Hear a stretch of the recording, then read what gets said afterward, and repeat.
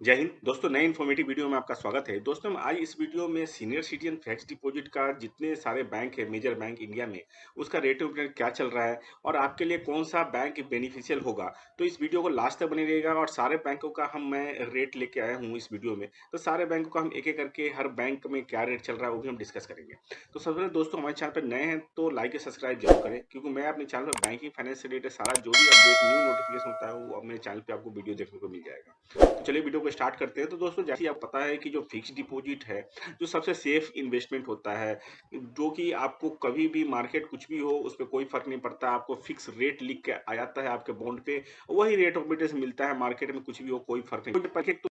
में कोई फिक्स नहीं होता। आज के डेट में 5,000 से मिनिमम 10,000 और मैक्सिमम अमाउंट का कोई फिक्स नहीं है।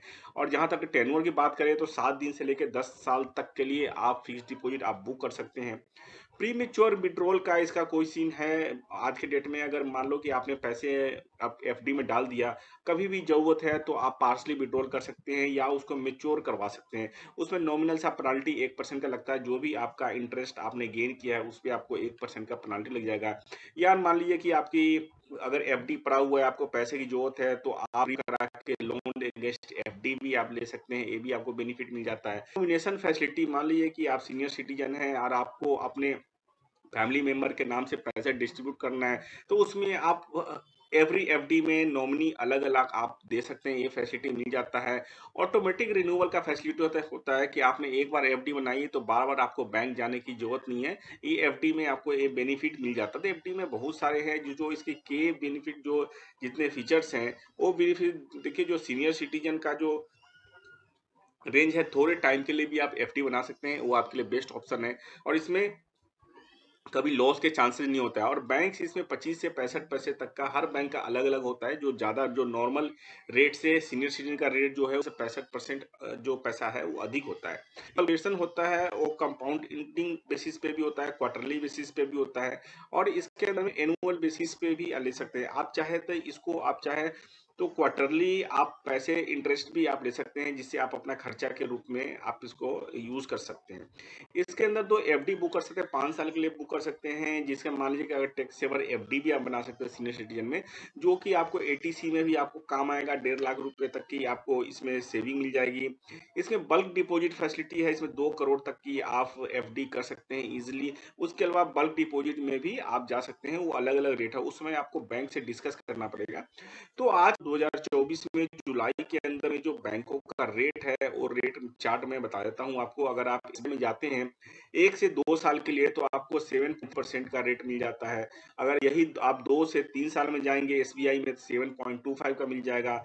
3 साल के लिए जाएँगे तो 7% का मिल जाएगा, और 5 टू 10 ईयर्स का 6.5% का रेट है। तो ये एसबीआई जो इंडिया की सबसे बड़ी बैंक है, उसका रेट ऑफ इंटरेस्ट है।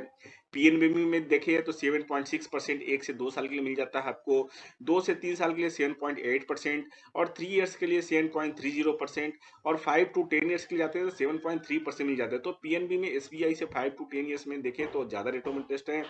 तो एसबीआई का और पीएनबी में देखें, एक आपका बेस्ट रेट ऑफ इंटरेस्ट मिलेगा एसबीआई की अपेक्षा, उसमें ज़्यादा है। अगर आप इंडिया की प्राइवेट सेक्टर बैंक में बड़ी बैंक एचडीएफसी का देखें, तो यहाँ पे 7.10%, 1 से 2 है। अगर 2 से 3 साल में जाता है 7.6, और 3 से 5 साल के लिए 7.50। अगर आप 5 टू 10 जाता है तो 7.50 का मिल जाता है। साथ ही साथ पोस्ट ऑफिस का भी रेट ऑफ इंटरेस्ट मैं लेके आया हूँ। उसमें पोस्ट ऑफिस में अगर जाते हैं तो 6.90 मिल जाता है आपको 1 से 2 साल में। 2 से 3 साल में 7.6% का, 3 से 5 साल के लिए 7% का, और 7.50 का मिल जाता है। 5 टू 10 से 7.50। तो पोस्ट ऑफिस का भी रेट ऑफ इंटरेस्ट देखें तो सिमिलर ही है, कोई ज़्यादा नहीं है। एक्सिस बैंक का देखिए आज की डेट में तो 7.6% आपको 1 से 2 साल के लिए मिल जाता है, और 2 से अगर 3 साल में जाता है 7.6% ही है। 3 से 5 साल में 7.6% है, लेकिन 5 टू 10 ईयर्स में देखें तो एक्सिस का 7.75% है। अगर आईसीआईसी बैंक का अगर देखें तो 7.65% आपको मिल जाता है 1 से 2 साल में। 7.5% है 2 से 3 साल में, 7.5% है 3 से 5 साल में, और 7.5% ही है 5 टू 10 ईयर्स में। तो आईसीआईसी बैंक में देखिए तो लो टेन्योर में आपका ज़्यादा रेट ऑफ इंटरेस्ट मिल जाता है 7.75% का।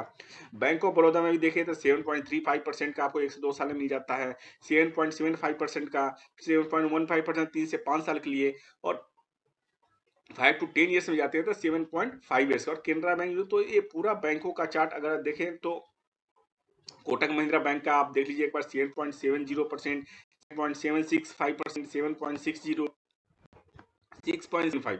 तो आप नेशनलाइज बैंक में देखो आज के डेट में जो पीएनबी का रेट है वो आपको बेटर मिल जाता है। प्राइवेट में देखें तो आईसीसी बैंक का लो आप टेन्योर में जाएंगे तो 7.6% का मिल जाएगा, जबकि एचडीएफसी बैंक में आपका 7.1% का रेट है। तो आईसीसी बैंक में 7.6% में आप अगर लो टेन्योर जाएंगे तो ये आपको बेस्ट ऑप्शन है। बंधन बैंक में 7.75 का आपको ऑप्शन मिल जाता है। आईडीएफसी बैंक में आपको लो टेन्योर के लिए 1 से 2 साल के लिए 8% का आपका रेट ऑफ इंटरेस्ट मिल जाता है। तो ये सारा आपको रेट चार्ट मिल जाता है। इसके अलावा देखें तो टैक्सेशन के अंदर में जो भी आप पैसा देते हैं तो आपको टैक्सेशन बेनिफिट मिल जाता है इसमें। और इसके बाद जो मेजर बेनिफिट देखा जाए तो लो रिस्क है, इसमें कोई रिस्क नहीं है। आप अगर सीनियर सिटीजन हैं, फिक्स डिपॉजिट में पैसे लगाते हो तो जाहिर सी बात है ये पैसा डूबने की जरूरत नहीं है और गारंटेड रिटर्न होता है, इंटरेस्ट का बेनिफिट मिल जाता है आपको। और सेविंग अकाउंट में आप पैसे रखते हैं तो आज की डेट में 2.5 से 3, 3.5% का ही ब्याज मिलता है, लेकिन आपको यहाँ इंटरेस्ट से बेनिफिट मिल जाता है। और कभी भी पैसे की जरूरत हो तो आप उसमें से पार्सली विड्रॉल कर सकते हैं, ओडी क्रिएट करवा सकते हैं। तो सारा का सारा इसमें ऑप्शन है। अब चाहे तो मंथली आप इनकम ले सकते हैं, ये भी बहुत बेस्ट है कि सीनियर सिटीजन चाहते हैं कि मंथली उनको इनकम आ जाए तो फिक्स डिपॉजिट करा के आप मंथली पे आउट के रूप में भी आप उसको ले सकते हैं। तो इसमें एलिजिबिलिटी क्राइटेरिया 60 प्लस वाले के लिए होता है। आप 60 साल से प्लस अगर हैं तो आप सीनियर सिटीजन अकाउंट खुलवा करके आप फिक्स डिपॉजिट करवा सकते हैं। अकाउंट खुलवाने के लिए नॉर्मल आपको पैन कार्ड, आधार कार्ड की जरूरत होती है। आज की डेट में आप चाहे तो नॉर्मल सेविंग अकाउंट खुलवा करके उसमें एफडी बना सकते हैं, या आप चाहे तो स्टैंड अलोन केवल एफडी का भी आप बना सकते हैं इसके अंदर में।